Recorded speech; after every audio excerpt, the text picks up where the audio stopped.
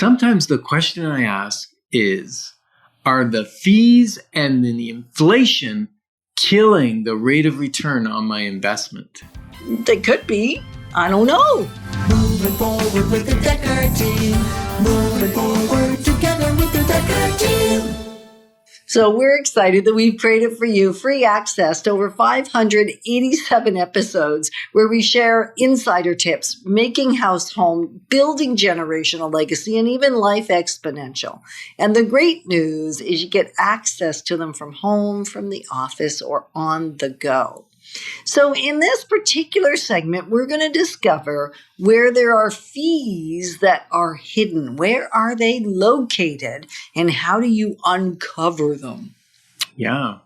Well, partially a financial planner might be a good step at this point, because we talked about in the previous episode around the banking or doing yourself for investing. The next level might be a financial planner. And a lot of financial planners will work with someone that doesn't have a lot of net worth yet, because they know that long term they're going to build wealth with you, right, and earn more money in the future. Because there's the odd financial planner that's paid a fee, but most of them are paid commission based on what you invest in. Right. Now that may be upfront. There may be annual fees they get as long as you stay invested in that mutual fund. Mm-hmm. And those fees that are paid out to your financial planner are part of the fees that you pay, the management fee of the thing. And that's where it's hidden. Right. You don't see it. And the problem is, at the end of the day, you're told this rate of return, but it's not actually the rate of return that you get. It's the rate of sometimes. That's what I'm saying. Sometimes it's hidden. It sounds like it is, but it isn't. Or even if it is, how much greater is actually the rate of return, because it's completely hidden and unknown to you, right? That's exactly it. And sometimes you can get an unmanaged fund, like an index fund, which is just an assortment of all the top companies. You own a certain percentage of all of them. And that typically has a very low or no maintenance or management fee, because there is no management. Whereas if you're in a managed mutual fund, it needs to outperform the market significantly, because they may be taking 2-3% in management fees, which part of it goes to pay your financial planner, part of it goes to pay the people that are the brainchild around what stocks to buy, what companies to own, and that kind of thing. So that means if they net, say let's say 7% in a year, minus management fees, now we're at 4%. Could I have done better somewhere else? Right. Like just in a index fund, for instance. Right. Because then inflation is robbing, in that case, first the fees, and then inflation is robbing any increase, right? And now we have a double whammy, because stock market's gone down, inflation is up. So a lot of people have lost money in their portfolios, and inflation means that the money can't buy as much as it used to. Right. So we need higher, like when we're running 8% in inflation, we need to run 10, 11, 12% in our portfolio to make up for it. So it's still growing. At least, and that's without a management fee coming off, because then you're still at zero. I know, it's a tricky wicket, eh? It is. And so really the point of this is, you, like us, if you don't have a guide, you might want one. Like, we've had guides at different phases of our life, and at other phases we haven't. Some guides have been fantastic, and some have been terrible. Some have been about the fee and just selling us what they're earning the biggest commission on, or looking at what the product did, but not projecting as to how it might do down the road. That's the issue. Oh, this one got 20% last year. We should invest in it. And then it tanks. So you really need a guide that analyzes and knows what your goals are, and will protect you by putting you in the right types of investments.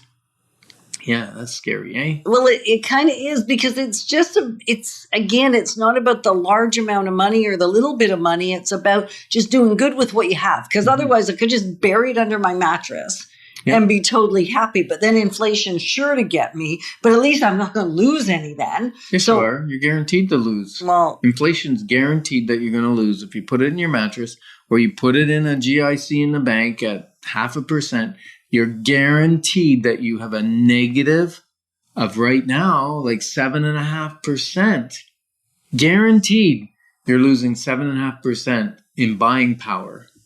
Even though the amount says it's going up, your buying power went down 7.5%. it's kind of scary, right? Well, you just got to know it. Right. So if you're a guide and you're listening going, I know so much more than you two. Well, that's a good thing, because this isn't what we do for a living. This is more like, let's be aware of where we need expert support, where we need expert help. So if you're a guide and you would like to connect with us, and if we think you're a great guide, we might even interview you on the show. Yeah, for sure. And, there's things like exempt market dealers, which they access products that aren't in the traditional mutual funds or whatever.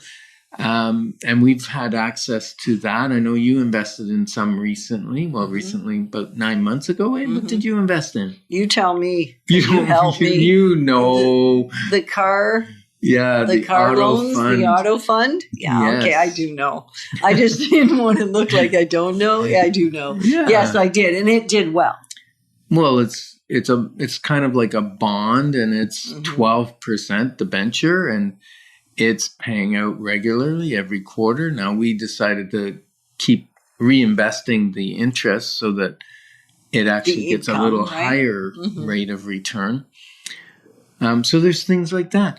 But what we really want to do is open your mind to options so that you can go out, find a guide that matches what you need. Some of them sell life insurance, which is a good thing. You should all, if you have liabilities or if you have dependents, then you should have some life insurance. Right. There is the concept of self-funding. So that's a whole conversation.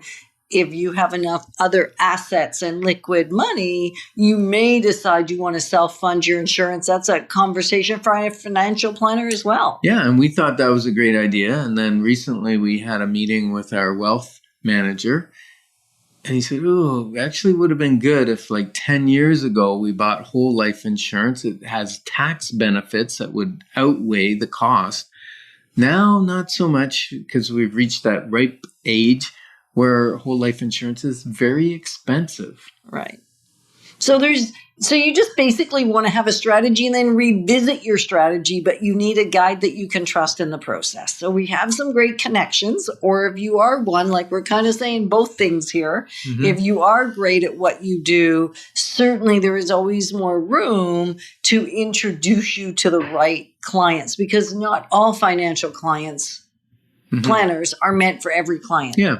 And we had a financial planner, and then for a while I did some self-funding again, and then I lost some money in some certain areas, and then I was actually embarrassed to get help again. Right. Which was interesting. And for years, a friend said, let me help you, let me help you, let me help you. And just recently we had that meeting with him. So the challenge on this show that we're going to challenge you to is to seek help. If you don't have help in building wealth, then reach out, find somebody, make some phone calls, do some interviews. And we can introduce you to some of our favorite people. Sure. And we want to thank you for the privilege of growing alongside you, because we are passionate about helping us all be positioned for generational wealth. Moving forward with the Decker team. Moving forward.